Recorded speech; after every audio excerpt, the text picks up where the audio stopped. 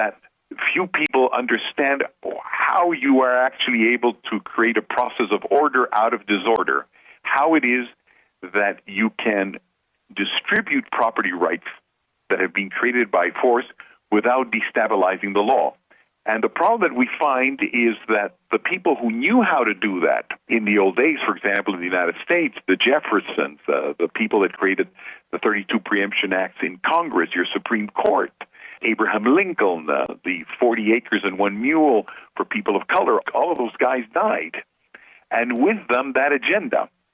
So the problem is remembering that agenda. That once you've got that agenda in place and you've got the numbers to substantiate it, we're going to find it very hard to find an elite that resists it, because the evidence that is required to substantiate change is very much in place. Once again, you're listening to the McAlvany Weekly Commentary. Now, I'm Kevin Orrick along with David McAlvany, and today we have Hernando de Soto with us from Lima, Peru.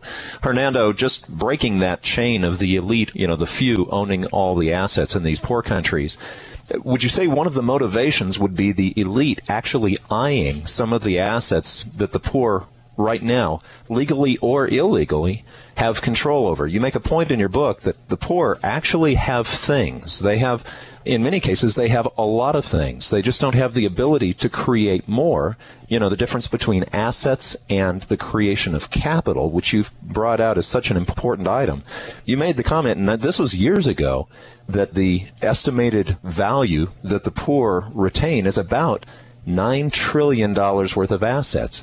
If the governments in place saw that could turn from $9 trillion to $20 trillion to $50 trillion, and they could be beneficiaries of that, would that break that chain of command? Well, I think the biggest problem that we have there is a problem of understanding. In other words, what you're saying is absolutely right, which is that if we do the statistics today, and every country we go to, we do them, you actually find out that the poor have got more assets than we think they have, and that these assets are even much more important than foreign aid. Take the case of Egypt. When we calculated with the Egyptian government the value of all of the homes of poor Egyptians who were squatting outside the law, it turned out that the value of those homes was no less than about $250 billion. And $250 billion is about 55 times the size of all foreign direct investment in Egypt since Napoleon left at the beginning of the 19th century. Or is 35 times the size of the Cairo Stock Exchange. Or is 40 times the size of all foreign aid, including the World Bank aid to that country. So yes, the poor have a lot. Now the question is perception. When people look at this phenomenon, some people will say it's culture. We have to educate these people. How can they just simply cobble all these little houses and ignore the law? We have to educate them. So it's a cultural problem. And so then you get into this whole idea that the matter is education. Some people will come out and say, the problem is that those houses are very shaky. So what we should do is help them create new habitats. And so send a whole team of voluntary carpenters to help them do their homes again. But if you look at it from another point of view, which is a more political economic point of view, you come to another conclusion, which is all of that being true, what these people are doing is from one generation to another, building individual homes outside the tribal system. In other words, they're marching towards a market economy.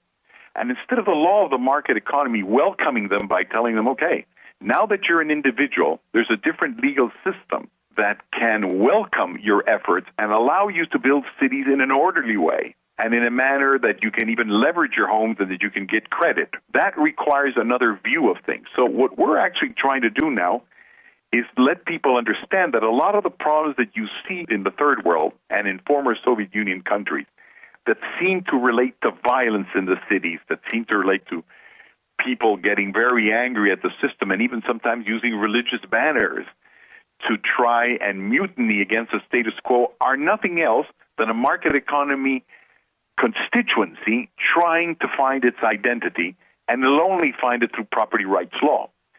So the basic problem here is not that people are against one thing or another, but that they don't understand the phenomenon, and it's much easier to understand if you put the statistics into place. Mr. De Soto, it seems that capitalism has been tried in many parts of the world and has not gained traction. It seems that after the victory over communism, many promoters of capitalism have kind of hailed it as a great victory, that we've made such reforms in a place like the former Soviet Union. We lack the legal system that the West relies on. It does not exist as a backbone for reform. So where do we go from a command economy to a free market economy, but a free market economy which doesn't have the same backbone which our free market economy was based on? Well, the thing to understand here is that the capitalist system has been with us for about 2 centuries now. And the reason it was successful in countries like yours, the United States, is because by one means or another, the tendency of the political body and the legal system was to sympathize with those that were on the outside, whether it was the gold rushers, the squatters in Little Miami River, the people that went to the West and were given property rights, the homesteading, the legalization of property rights, all the forms of land claiming that took place in hundreds of ways through the United States, the GI bills that continually empowered people to own homes and own things and open up businesses. The country, in other words, where capitalism realized that you needed a broad constituency, it's worked. Where capitalism has just restricted itself to an elite, it really is no longer capitalism. We've had that in the past of the West. We call it mercantilism. It's capitalism for only a few. And it's unsustainable because no country can accept that only part of the population grows enormously wealthy and the rest is left behind, unless there's some kind of an explanation that's being given. Now, the problem has been that the issues that regard the poor have always been dealt with in terms of charity.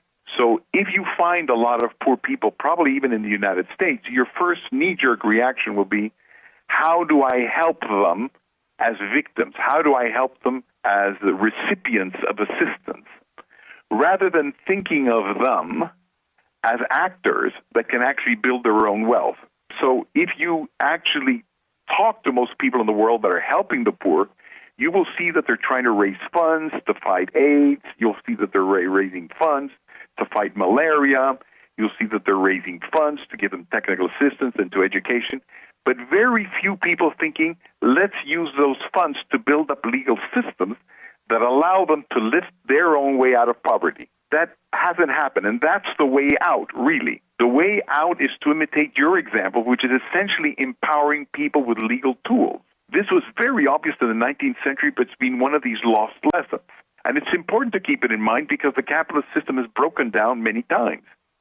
When it began excluding in Europe, at the beginning of the 20th century, and the Bolsheviks reared their ugly head around 1917 and 1918, they basically addressed themselves to those people who were left out. When Hitler came along in the 1930s, he addressed himself to the proletariat that also felt left out. And that's what's actually happening in the Middle East today. In other words, it's very important for capitalism to be inclusive. But the tendency of people who are on the right and believe in property rights is never to think about the poor. And the problem about people on the left is that they do think about the poor, but they never think about market economies and property rights. So we've got to try and make a synthesis of sorts to remember that the solution is found within the law and by making the law inclusive, and that it means reorganizing or re-engineering political agendas as they stand today. Well, Hernando, back in 1980, when you started the Institute for Liberty and Democracy, which has become such an enemy of the communists who've tried to kill you and blow your offices up, you've really made gains, and I'm sure your voice has been heard without us really knowing who was behind it in many of the changes that have been made in some of these developing countries. This program mainly is listened to by investors who are looking at places that they can also grow their capital. Where would you say, in the various countries that you've consulted with and the presidents that you've worked with, where would you say you've made headway that you can say actual capital production is occurring at this point because of your efforts? Well, one place, as you said before, is Peru. Just last month, Peru grew at about 13.8%, and all last year I think we grew about 10 or 11%. We're also now starting to work with the government of Panama, which last